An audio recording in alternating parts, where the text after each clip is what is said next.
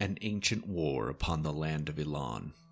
Greed, power, and immortality were all in play during this conflict that would see leaders slain, the land rent, and more than one race face extinction. Welcome to today's video, where we will be covering the Belgric War. There will be heavy spoilers for the Legends of the First Empire series, so if you don't want those, turn off the video now. Otherwise, let's get to it. After Turin's war and the death of 4 of the 5 Aesira, there was turmoil in the world as the races of Dwarves, Fhrey, humans, and goblins found their footholds within Elan. And during this time, the first major conflict between the races would become known as the Belgric War. Tens of thousands, perhaps hundreds of thousands of lives would be lost in a war that saw the advent of an age of magic. This war between the Belgric Lungrians, aka Dwarves, and the Fhrey, aka Elves, would shape the world that set the stage for the Legends of the First Empire series. But as we have no actual books that take place during the Belgric War, we must pull from tidbits and breadcrumbs throughout all of Sullivan's books and series. In fact, this was probably one of the hardest videos I have had to make to date. But with any story about war, we have to go back a bit. Trylos was trapped in the abyss in Pyre, and he was attempting to escape. From his cave in the abyss, he could hear the dwarves digging nearby, and so he reached out and called for help. In return for their help, he would teach them the secret of copper, as the dwarves were still working with stone tools. They agreed, and once he had taught them, they went away. But when they returned, they said that copper was not good enough. So they made the same agreement, except with bronze. Trylos taught them how to make bronze, but again, after a long time away, they said that copper was too scarce, so bronze would not do. Finally, Trylos offered the secrets of iron, which the dwarves took. But when they returned, they still said it was not enough. It is important to note that we don't know the time frame of these events, beyond that the dwarves went away for a long time. This could mean months, years, decades, or even centuries. But by this time, Trylos gets tired of their games, and next promises them the seed to the first tree, a tree whose fruit can give eternal life. This new promise meant that the dwarves would need to free Trylos in order to claim their prize.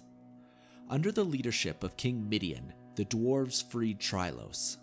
But Trylos, who now hated the dwarves due to their deceit, created a Galarabrin, which the dwarves called Balgargareth, so that the dwarves would never again be able to access the Agave, and it would go on to ravage their home city of Neath. Trylos would also tell the dwarves that while he did not physically have a seed to the first tree, that the Fhrey in fact did have the first tree behind a door in their capital city of Astremnedon. With their capital city in ruins, and armed with this knowledge, King Midian decided to go to the Fhrey and claim the tree.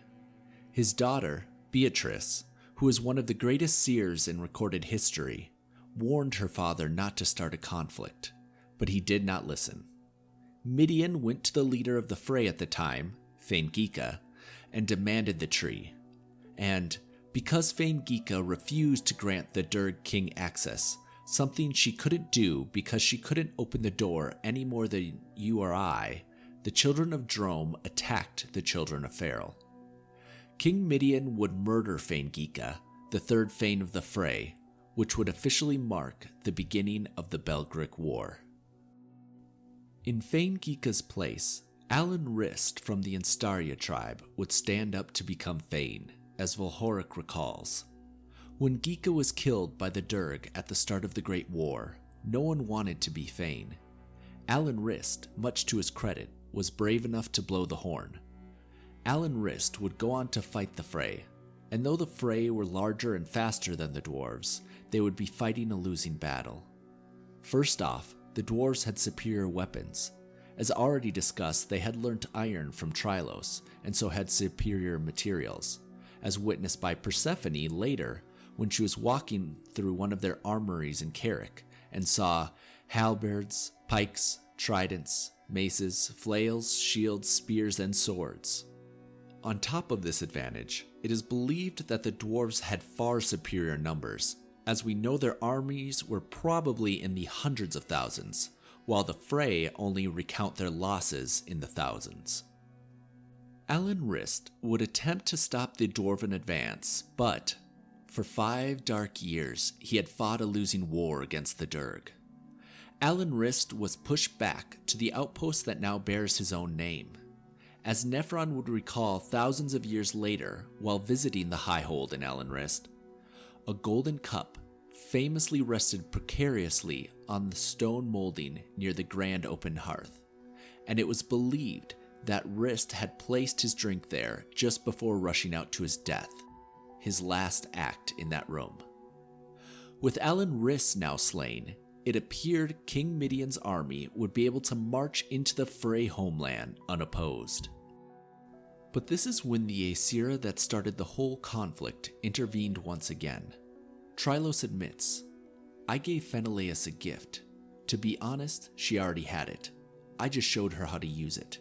Thane Alan Rist was dead, and the Fhrey were losing the war. I was angry with the Durg, so I intervened." Fenelaus Mira would rise to become the 5th Thane of the Fhrey, unopposed, as Volhoric's father blew the horn of Glendora and immediately conceded. Trylos taught her the art, and she learned quickly. The new Thane marched out to meet the dwarves, and it would be on the plains of Mador that the tides of war would turn. 7 days after accepting the mantle of leadership, she stopped the army on the plains of Mador. She managed this all by herself, single-handedly killing tens of thousands and creating a mountain in the process. Thane Fenelaus would use the art to create Mount Mador, crushing the 10th and 12th legions of the dwarves and killing tens, maybe hundreds of thousands of dwarves in the process. The dwarves were now in full retreat mode, and it's now that another Aesira would become involved. Turin was confused as to why the war had started and how the Fhrey had suddenly learned the art, but he recognized that Fenelaus had the ability to wipe the dwarves from Elan, so he decided to help the dwarves by giving them the Orenfar, which they could use to protect themselves from the art. The dwarves created rolls, which were hideouts protected by the Orenfar, as well as Orenfar-etched shields, and while helpful, these would prove to be not enough to stem the Fhrey forces. The dwarves were pushed back to Carrick and Neath, which still held Balgargarath. It was at their capital that the dwarves and King Midian were almost slaughtered, forcing King Midian into a last resort: a golem. "It's old magic," Beatrice explained. "From the days when our people lived closer to the stone, those of great power could call the ground up to fight for them. My father did it once near the end of the Great War. At Neath, he called up a golem of stone that withstood Fenelaus, allowing most of our people to escape to Drumendor. Doing so nearly killed him." How King Midian knew the Grenmorian magic which he used to create a golem is not clear, though there are theories. Dwarves in later eras would say, "It was Anvari Burling and King Midian who did it, but the magic predates even them. It goes back to the gods of the ancient giants, to the ones known as Typhons. They were prohibited from having children of their own, according to legend, but they found a way to bring forth life from earth and stone, a magic they used to create the giants themselves. My people discovered that secret, but because it was outlawed by the gods, it was forbidden. Only once was it attempted, and that was during the War of Elven Aggression, when King Midian saved our people. Elves had used their magic to crush the 10th and 12th legions on the plains of Mador, and then Midian called on the legendary Anvari Burling and asked him to crack the forbidden scrolls and make a weapon that could defeat the elves. Another theory revolves around Midian's daughter Beatrice. The legend says she looked like a child when Midian gave her hand in marriage. The war was going badly and he needed an alliance. Many people believe he sold her for weapons. This could have just been for regular weapons, but perhaps Midian brokered a deal for knowledge of the golem. Regardless, The dwarves escaped and were pushed back to Lindenlot and eventually Drumendor. That should have been the end of it. The Durg had murdered thousands of Fhrey out of greed. Fenelaus had just cause and more than enough power to erase the Durg from existence.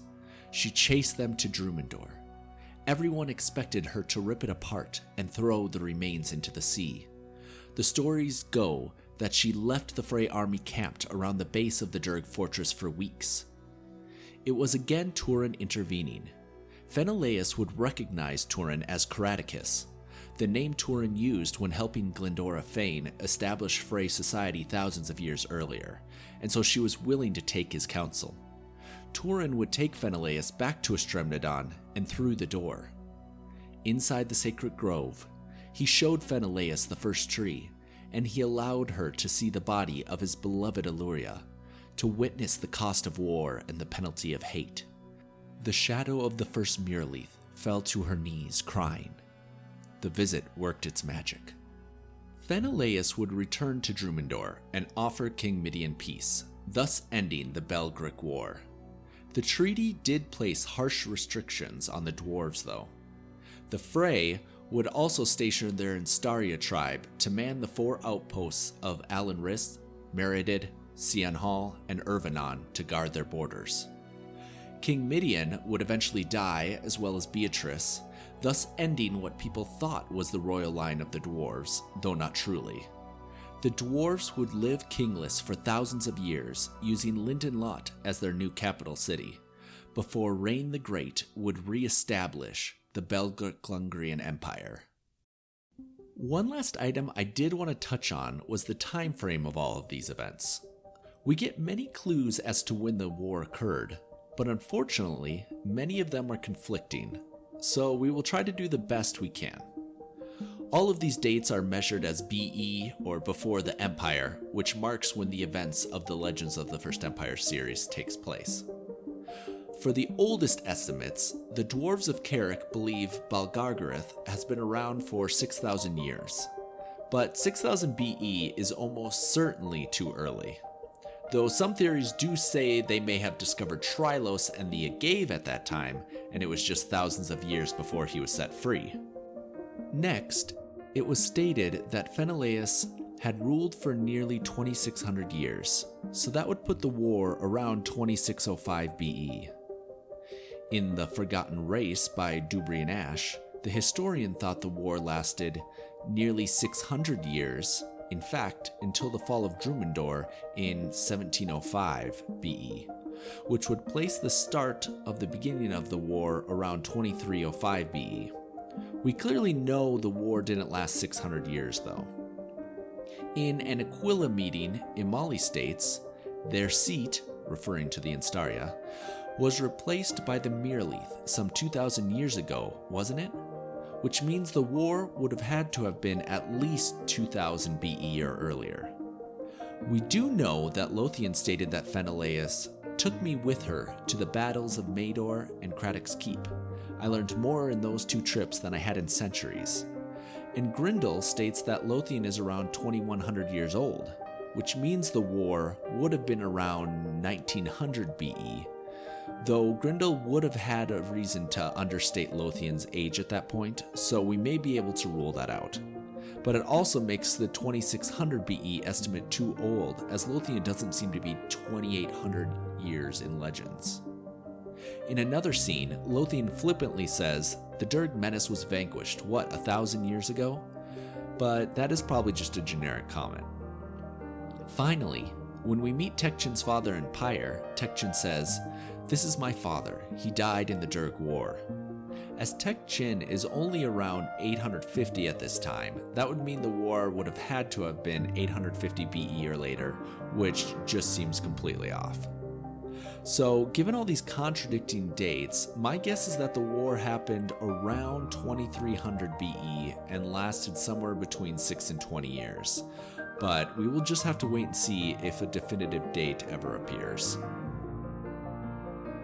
The Belgric War is certainly an interesting time period in Elan, and while it seems unlikely that we will ever truly get a book set during that time period, There are many characters, such as Beatrice, Midian, and Phenelaus, that may play an important role in the upcoming events of Sullivan's books. Thank you so much for watching today's video. Be sure to subscribe and watch my other videos to learn more about the world of Elan and Riyria. Thanks!